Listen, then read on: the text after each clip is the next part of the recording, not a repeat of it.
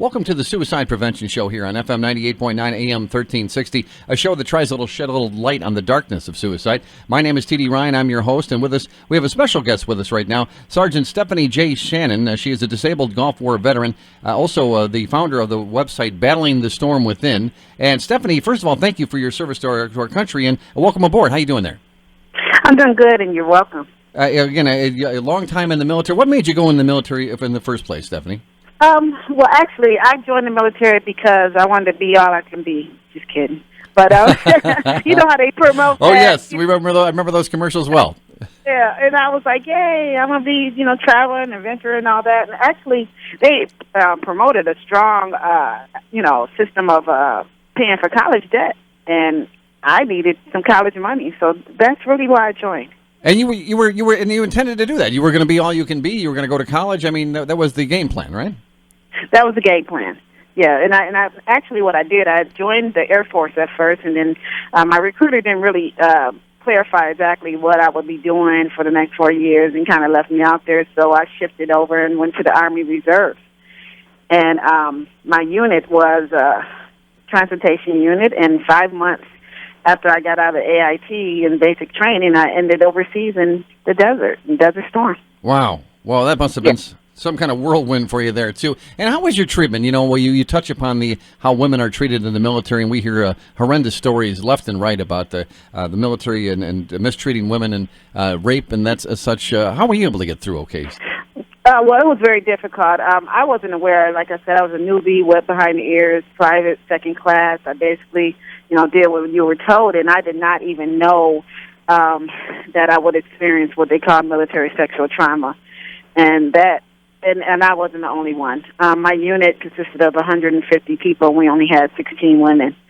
And it was very, very stressful, the sexual harassment, sexual assault, the violation of boundaries, the groping. I had 2 friends that were raped, and there was no justification, no legal criminal charges done. It basically was brushed under the rug.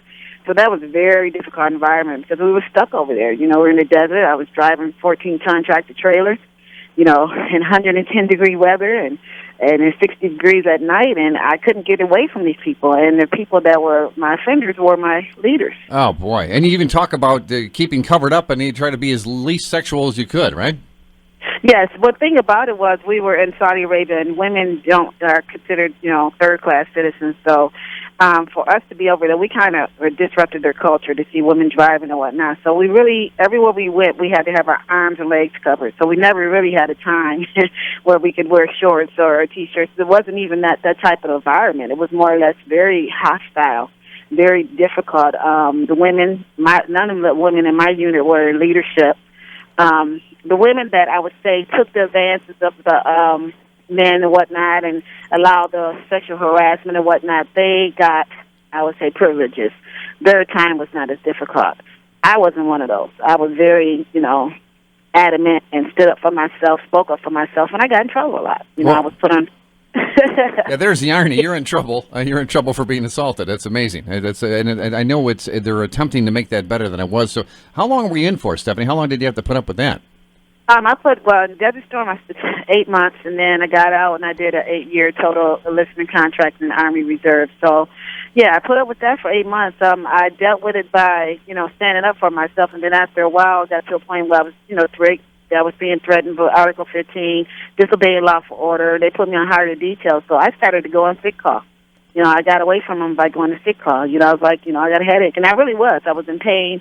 I injured my back over there, and then we had the threats of Scud missiles. We had all kinds of, positions where it was one young lady that became a POW, prisoner of war, so we had all these situations that were causing a lot of stress and anxiety. So I basically survived. I just kind of lived beneath the wire, underneath the radar, and just suffered through. Wow, and you get back, and a lot of people would say, well, the heck with it, I did my time, I'm done now. But you decided not to do that. You decided to give back to other people. I'm reading your website right now, and again, people can go to the website, Battling the Storm Within, which is a great title for a website. And you talk about your dedication to those that have lived by suicide, those that have that have struggled with the thoughts of suicide, those that have made an attempt on their lives, to those that are caring for someone who struggles, those left behind with the death by suicide, and to those who recover, and to all those who work tirelessly to prevent suicide in our nation. Together, we can make a difference. Now, that really moved me when I read that, Stephanie, because that's what this show is all about. Again, we know how difficult it is to talk about suicide, but we have to talk about it, don't we? We do, because the problem with it is that it's in the military, and even when I got out, I did 15 years as a social worker, and I lost 2 clients on suicide because they overdosed. They got their children taken away. I've got a best friend that committed suicide, and I was tempted to commit suicide because I was in so much pain, not just from post-traumatic stress disorder. I was in pain from the Gulf War illness. I had chronic pain systems, and the military, quote unquote, the VA system, did not give me the proper care I needed. I was living undiagnosed with those 2 conditions, and I was just wondering why, I woke up every day. I just more or less lived for other people. And then I burned myself out in 2008. My doctor took me off work, and that's when I was able to figure out what was going on. But it was several times. I just, one time I took a whole bunch of pills and just wish I didn't wake up. But I had a son. I had a child. And he's the one that kept me alive. Every day, it was times when I was in very deep depression, and my son would be like, "Mommy, it's going to be okay." And I just really felt like, I couldn't stop this pain, this inner turmoil. But after a while, I just realized I have to help myself in order for me to help others. So suicide is a very, very complex thing. A lot of people stand on the outside and judge people of, "Oh, that's selfish. Why would you do that?" But when you're in so much pain, you don't see any other way out but that. It's like you have so many demons, or so much in such a dark place, you don't seem like there's a opportunity, a hope for change. So, I know doing this show that a lot of people, that they think, again, that they're being selfish, but in their minds, they're doing it to relieve their family of the pain. In other words, they're a burden, so if I'm gone, I'll be less of a burden on my family. So like you said, Stephanie, that's really the mindset, isn't it? It is. It's more or less like, okay, I really thought about it. I said, well, I was a single parent. I'm divorced. I've been divorced and married twice, and I knew that was all my son had. And if I felt like someone else could take care of him, I probably would have did it. If I didn't have my son, I probably would have fully went through it, because I was like, nobody's understanding me. I'm talking, nobody's hearing me. And I was like, I'm a burden. So when I did share it with people, they would minimize it. And then, if I shared it again, "Oh, you're still talking about that?" It was really a negative. I didn't have a strong support base, and that makes a tremendous difference in people that are depressed. It's not necessarily good to be an enabler, but it's good to be a supportive person, to provide, a safe place. If someone tells you something about what they're feeling, keep it confidential. Right. And I think that's where a lot of the issues I had was not having a safe place, emotionally safe place, a place to where if I did disclose it to you, I knew you weren't going to take the information and use it against me. Very good. We're talking with Sergeant Shannon, talking about her website, Battling the Storm Within, and talking about the alarming number of veterans that are taking their own lives. And, we do the show, and I have people ask me after the show, they go, well, where were they? How could they get to that point? And I wonder, Stephanie, if you could give us a little insight to that. I know it's painful to talk about, but those moments when you were contemplating suicide, you did the math. Obviously, you talked about your child literally saving your life, but what were you thinking or saying to yourself that I would be better off not being on this earth anymore? Because the pain wouldn't go away. And when I tried to help other people, I never got anything back. I just felt like, why am I waking up to torment every day? I'm miserable. Some people enter in treatment. Some people don't. Some people are in denial. And I think with me, and I'm working with other veterans, I actually have one male veteran. He's 25 years old. About 3 weeks ago, he shot himself in the head and tried to take his own life. And I was talking to him, and he said, I just can't take it anymore, because he didn't get his benefits. He was sitting here with all this pain, and he goes to the VA. Like, the VA system, it should not take 3 months to see a psychiatrist or a counselor. It's ridiculous. Yeah, and that's what was happening with me. I was like, okay, if I was going to kill myself, you gave me enough time. And that's kind of what I think a lot of the veterans are feeling like, you guys are not hearing me. I'm telling you what's wrong with me. And then the red tape you have to go through to get medical care or even your benefits, it's unbelievable. You basically have to have a doctor's degree or some type of professional or attorney to help you process it. It's very difficult to get VA benefits and get approved and awarded. So a lot of our veterans are giving up because they feel like, I've served for my country, and then you turn around and Uncle Sam turns his back on me.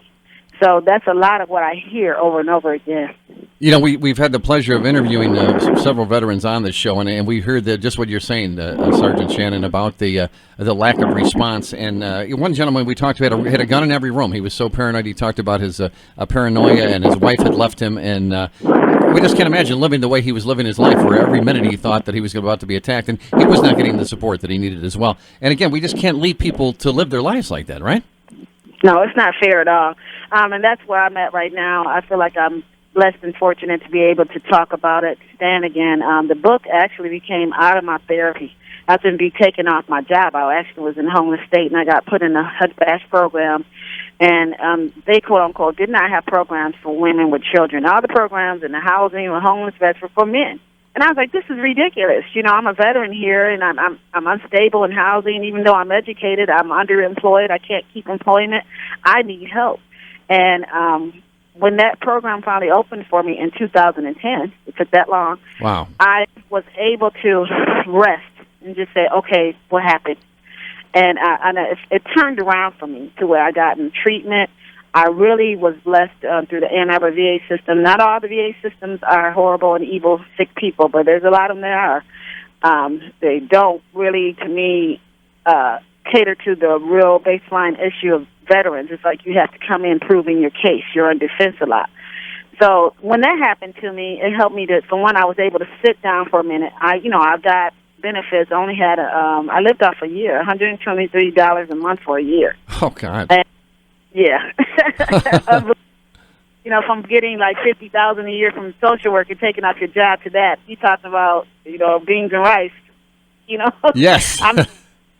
So after that, and then I was able, when I got in therapy, that's where the book came from. I was writing it out because I was angry, and they was like, "Why are you so angry?" I said, "Because I feel like nobody's hearing me, and nobody's." And I said, "You can't stop me from writing, so I can say whatever I want to say." So that's kind of what happened. I feel like I got my voice back. I feel like my voice was taken from me through all the, the trauma I suffered. So yeah, that's kind of what my position is that I feel that people look at it in a very, oh my God, I can't believe they did that. Or mental illness is not anything to be ashamed of. No. I think that's what having a problem with is that negative stigma. Well, we learned from the veterans we talked to that the real courage is asking for the help, right, Sergeant, as opposed to butching it up and say, I'll be fine on my own. Yeah, what it is I think it's the safety, feeling safe. Like I can let my guard down to really tell you, because I've been in positions where I wouldn't really tell them what I think, because I've seen it before. I was in the Detroit VA system, and I've seen women set up when they told them that they had weapons and they were thought about suicide. I've seen them set up and where they were actually arrested for different things. I've seen, some unbelievable injustice happen in that system, and I couldn't believe it. I said, she confided in you, and you turn around and twist, the information. So I was very, very paranoid, I would say, guarded and careful what I said and how I said it. And then when I met the professional I met, I call her Elizabeth Stamp. She was like a pit bull.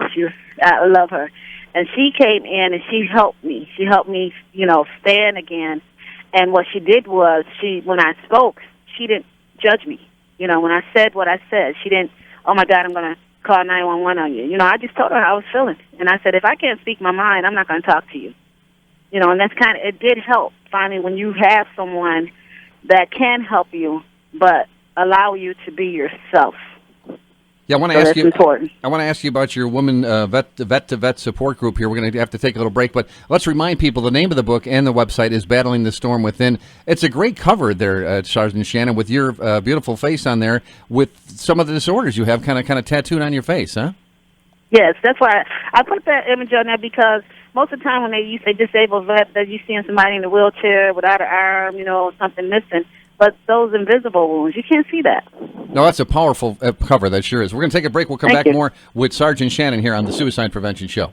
Welcome back to the Suicide Prevention Show. Before the break, we're visiting with Sergeant Stephanie J. Shannon, author of the book Battling the Storm Within, and also the website with all kinds of great information on that website. So, Sergeant, you decided to write this book, and again, kudos, because I know I'm a writer myself, how difficult that is to do. How would you get it all narrowed down? Because obviously you had a lot of information you wanted to put in that book. Yeah, I have a great editor. Basically what I did was I just vented. I just said what I wanted to say on paper, I didn't care if it made sense, if it organized thoughts. I was just getting it out. I just, yelled, cried sometime, and then I was blessed to find a great editor to help me put my thoughts in order. And I think that's the one thing about writing. It was very difficult. It was very painful. Very, okay, am I making sense? And I think when you just get it out, and that is very therapeutic to write. And it brought a lot of healing because I felt like, what, I can say what I want to say. I'm empowered. I'm in control again. I felt like I found my voice, and that's kind of where all that came from. You sound like a sergeant again there, Sergeant, if I could say. Yeah. Yeah, now, I do. I feel good. Now, we civilians hear the term post-traumatic stress disorder all the time, and we think we know what that is. Explain that to us, and I see here in your website, you have 3 symptoms of post-traumatic stress disorder: reliving the trauma, staying away from the reminders, and feeling on guard, as I was talking about the gentleman who had all the guns in his house. Tell us about that, the post-traumatic stress disorder, and how you've dealt with it, Sergeant Shannon. I think what it was is that my post-traumatic, I didn't know what was wrong with me, but I kept playing over my mind, these flashbacks. I kept having thoughts. I had anxieties and fears. I dealt with people. I was always on guard. When I come into a room, I'm making sure I'm placed in position. I'm looking at the exits. How do I get out? So everybody's PTSD is different. It depends on your trauma.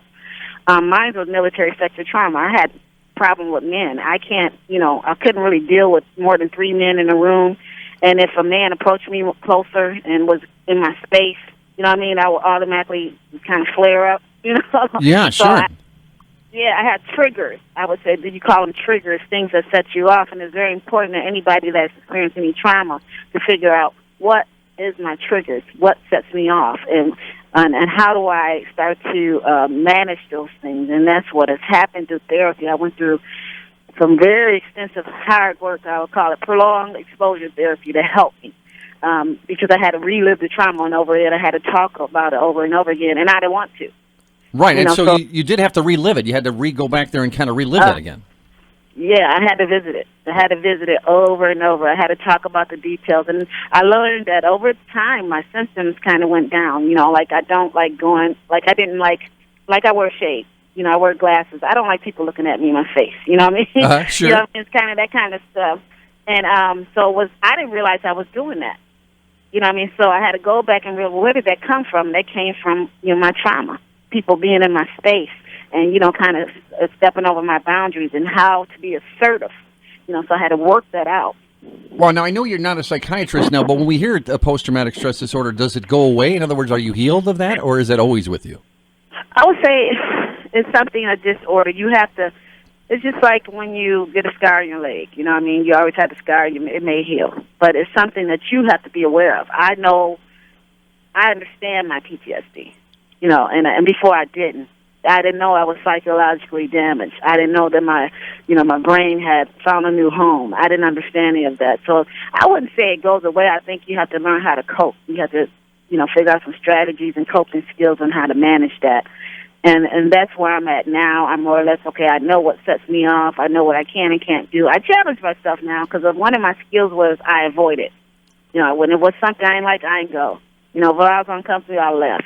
And now I'm more or less, I'll stay around a little bit more, and put myself, okay, I have to realize I am safe now. Right. So it's a lot of work. Now, again, we're learning from you because I knew about the PTSD, but now you also refer to the military sexual trauma. You just talked about that. And then the Gulf War illness. Now, what is that exactly, Sergeant Shannon, the Gulf War illness, when you refer to that? Yes. The Gulf War illness was caused by, a lot of people don't know this, that our cells were destroyed because we were exposed to toxins and chemicals in the Gulf War from the oil fires, depleted uranium. We were shot up with the anthrax vaccine. We were ordered to take these white pills called PBT pills, and these pills were, quote unquote, to protect us from possible toxic exposures and chemicals, and they destroyed our DNA. And so I have a lot of veterans that I'm connected to that have different symptoms like chronic fatigue. That's what I have. I have fibromyalgia. Some of us have female problems. Some of them have different types of disorders. They have MS. And they're just now, quote-unquote, owning it and just now, quote-unquote, allowing us to apply for compensation, which most of us, 1 in 5, don't even get compensated. Wow. Yeah, it's horrible. My mouth is open and I'm shaking my head. I just can't believe that. And we talk about how we should take care of our men and women in the military when they get back home, and we're just not doing that, are we? No, we're not, because the problem is that the system, to me, is designed to shut you down. Most of the veterans I know just give up and say, forget it. And I did. I applied for my benefits back in '96, and they told me they couldn't find my records. And so it was burden of proof was on me. And I had to prove what? And they diagnosed me with quote-unquote adjustment disorder. And I was telling them, like, I'm in pain. I'm hurting, Well, they're telling me it's all in my head. And so when you got all that, people telling you that and not helping you, you just kind of like, oh, my God. So I just moved. I moved on. In 2008, I was taken off my job. So what happened was I started doing research, and I started connecting with other Gulf War veterans through Facebook. That's one thing about it. We all kind of, good thing about the Internet and Facebook is that we were all coming together, and it was just strange when we were talking about the same thing. It was like something ain't right. Wow. So I did research, and they finally, quote-unquote, owned it, saying, just like they did the Vietnam veterans with Agent Orange. What Agent Orange? Right, exactly. I was just going to say that. Same thing. And it's horrible. So there's a lot of advocacy, a lot of political movements there that, to address this issue. Wow. We're quickly running out of time here, Sergeant Shannon, and I wanted to mention about tell us about the peer-to-peer group. Tell us about that with the women in the military, the vet-to-vet support group. How does that work?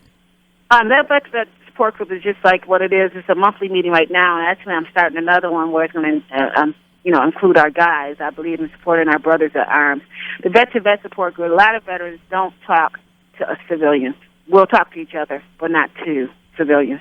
So it's more or less set up as a support group, safety net, and to where they can disclose their issues if they're having issues with their medical, not getting the benefits they need.